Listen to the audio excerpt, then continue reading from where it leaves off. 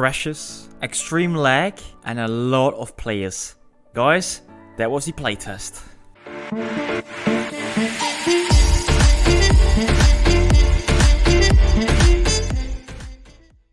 Hello and welcome, ladies and gentlemen, welcome back to the channel. I'm Faber1, your host as usual, and today we're going to talk about something special.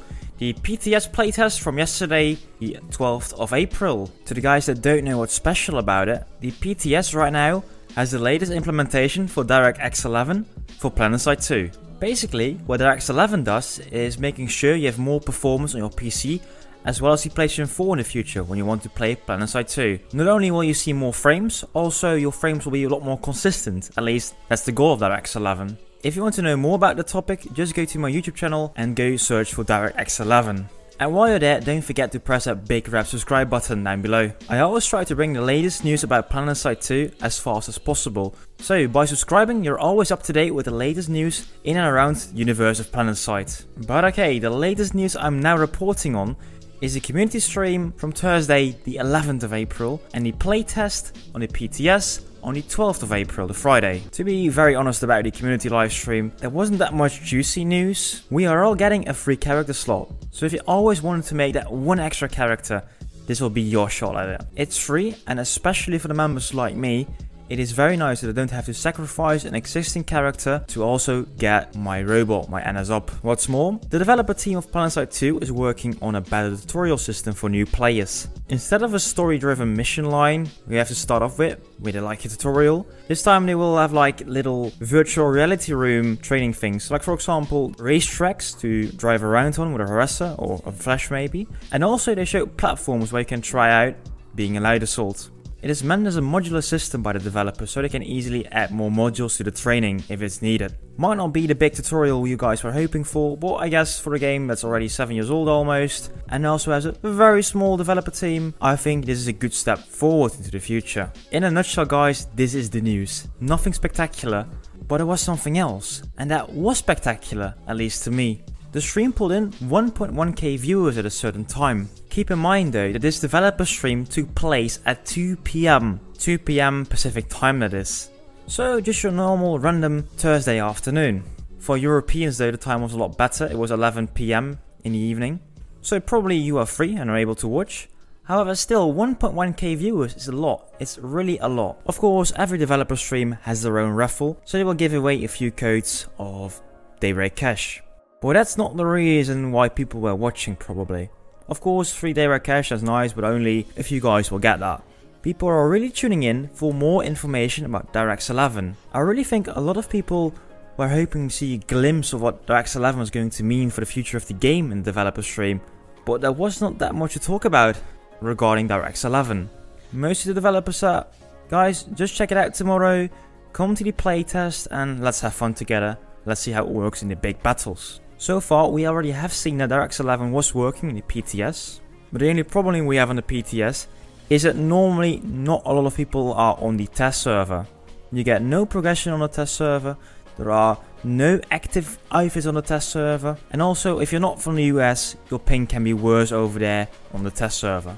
During a normal day, you can maybe find small fights, but it's mostly empty over there.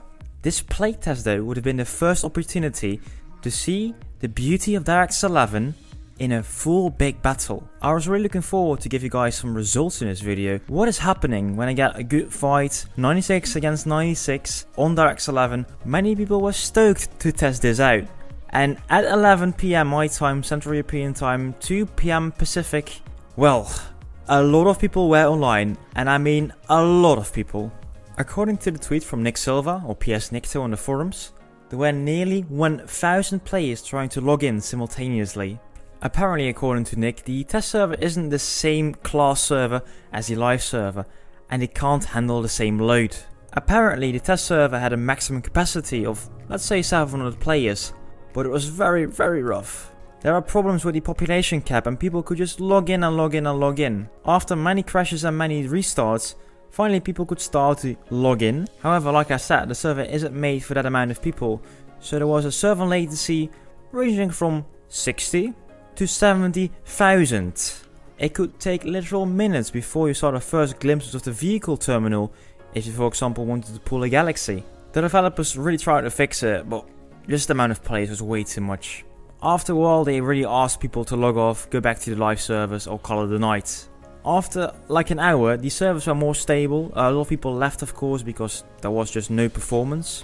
And the test server started to behave decently. You could participate in the newest event. Still though, it was very unstable and I've heard a lot of players crashed. First of all, I want to share with you guys, this is a test server. The whole purpose of testing this is not for you to see glorious frames and big battles already. No, this is for the developers to see where are the bugs, where does it go wrong, and where do we need to work on. All the crashes were reported thanks to their in-house reporting tools, so they have had tons and tons of data to work on right now. Very useful test, even with all the crashes. It is very good that they test it on the test server and not just, throw it to the live server.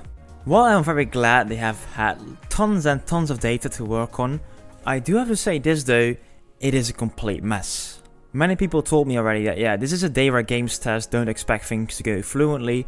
I agree, but come on guys, we need to work on his reputation as well. I saw from a lot of people the comment, yeah guys, Dayra Games can't expect that many people to log on tonight. Well, I would say they can. This is a 100% assumption, just let me make that clear. But I'm quite sure with all the telemetry they're doing and all the information they're gathering, that they also can see how many players have downloaded the PTS. It's their own test server launcher and they need to keep up a server to provide the downloads at least. I'm grabbing right now some numbers from thin air, but let's say they see a number of 1600 downloads for the PTS. The latest patch with a complete re-download of 12 gigabytes.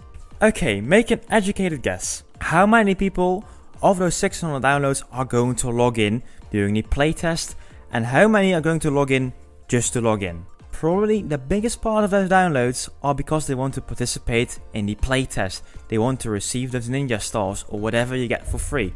Also, like I said before, there were 1100 viewers for the developer stream. So probably a lot of those viewers were waiting for some more information on DX11. How big is the chance that they also participate in the playtest? I would say pretty big. So what do you do then? You make preparation. Clearly they were not prepared for something like this. And this is like a recurring theme for Dayra Games, even also with the Planetside Arena tests. Don't get me wrong, I really think the team is doing a good job. They're doing the good things. But guys, this is your moment to shine. There are a lot of players watching this, a lot of players seeing this, and in some way I think the future of Planetside is also dependent on a good implementation of DX11. This is just a test, but I really hope they learn their lessons from this. But this is my negative rant. Let's go on to something more positive, because yes, I am also surprised in a positive way. Let's go back to that number. 1100 people watching the developer stream. 1000 players testing the test servers. Wow. Wow. Just wow. Many people say, that game dead. Whatever. Really dated game, nobody plays it anymore. Ghost server, ghost town. And then we have at least 1000 people dedicated to even test the test servers. I'm not part of the community for that long, but I still think this is quite unique, isn't it? Actually, a lot of players are pleasantly surprised by how well DX11 is doing it. And I have to give credit where credit is due. The developers did a wonderful job. The performance updates are amazing. Like I said before, up to 50% more improvements. Even in the warp gates with 300 players over there and a huge amount of particles, I was surprised by how well actually my frames were behaving. People right now look very positive to the future, and especially for a salty community like the Planetside community, that is special. This is very good. It is nice for a change actually. We need to keep this flow up. I think this might be the upward trend we've been waiting for. More players to come back and keep hanging with us, because yeah, the performance is decent. You can have good fights with a lot of players, and that's why you're playing Planetside 2, right?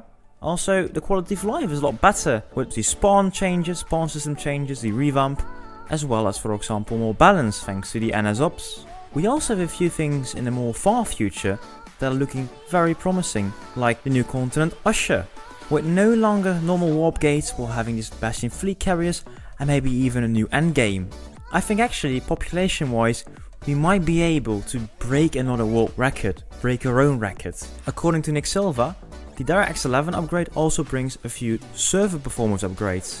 According to the people that participated in the record smash, it sometimes felt like playing a PowerPoint. But maybe we can actually improve it, get more than 1200 people in the game, and maybe have some more frames while the servers are keeping up. Combine this with a bit of more marketing like they promised before to bring out all players, and bam, we might be even doing some more server smashes or lane smashes or whatever. With DX11 guys, Planetside 2 has a new foundation, a very strong one I guess.